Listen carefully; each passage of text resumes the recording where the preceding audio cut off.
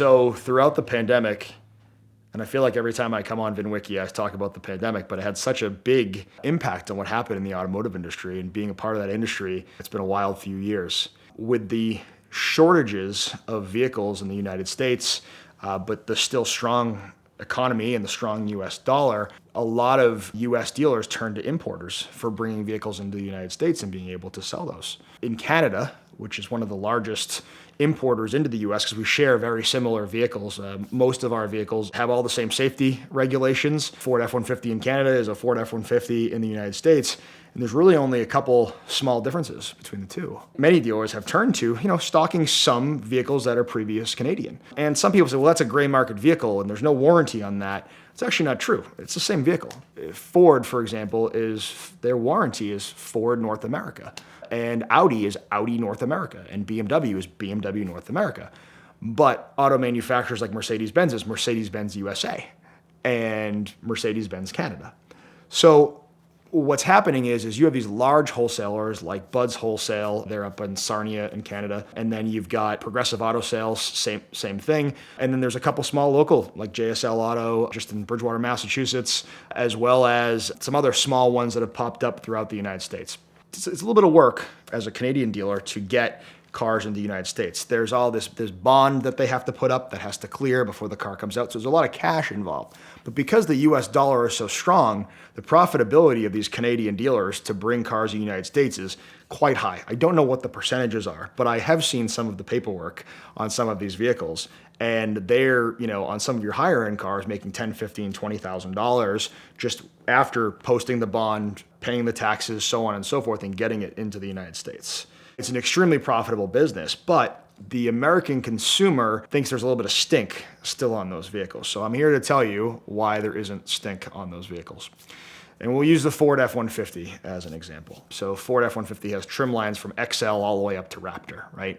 And now all the new F-150s have a digital odometer readout. Back in the day when you brought a vehicle from Canada into the United States, you had to pull the whole cluster out and change it from kilometers per hour to miles per hour. Now you can do it with the flick of a button. And it's very simple. You just switch it from kilometers to miles. They have to do that before the vehicle comes into the United States.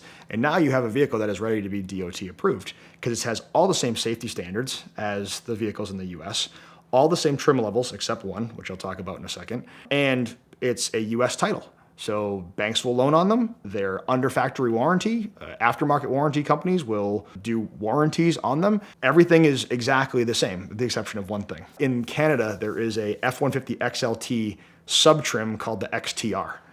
So if you ever see a truck with an XTR badge on the back of the bed, that definitely was a Canadian vehicle. It's no different than an XLT. It was just an appearance package. It was some stickers and I think chrome bumpers. It doesn't change it, but when you try to put an XTR in for Kelley Blue Book or to get a trade on the car, it just doesn't exist. Some people have said to me, well, Chris, is a Canadian vehicle worth as much as a US vehicle? In most cases, yes. I will say any vehicle that is covered by a North American warranty should be worth as much as a US vehicle. And we treat them that way, whether they're being traded in or we're purchasing them. And the reason for that is simply, it's the same car.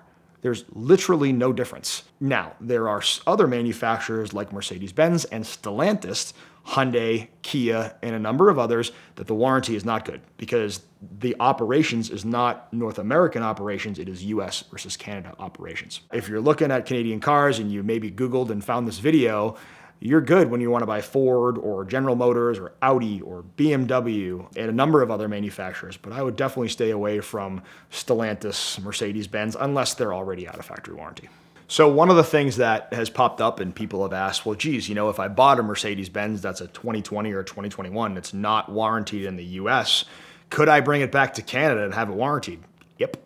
Because the vehicle is a VIN number that is still stuck to that vehicle, and you could bring it back across the border, or drive it, or put it on a truck, or however, and have it serviced at a Canadian dealer under warranty. We have seen some people that have done that, specifically on some late model Ram and Jeep stuff. We've even had some dealers that we know didn't know that the warranty wasn't good, and they were able to bring the vehicle back to Canada and have the warranty work done, whether it be for themselves when it was in their possession and there was a problem, or for a customer that bought the vehicle unknowingly. When it comes to value, we look at it as the vehicles are worth about the same, but when the dealer is buying that vehicle, we're probably purchasing that vehicle somewhere between 3 and 6% less than we'd purchase a non-Canadian vehicle. But when we price those vehicles on the other end, they're some of the lowest priced vehicles in the marketplace. So there is a great value there to the consumer by saving a few $1,000s off what a US vehicle would be, only because you can buy the car for less money because they can import the car for less money. So there's definitely some value there, and I wouldn't be afraid of it at all as a consumer.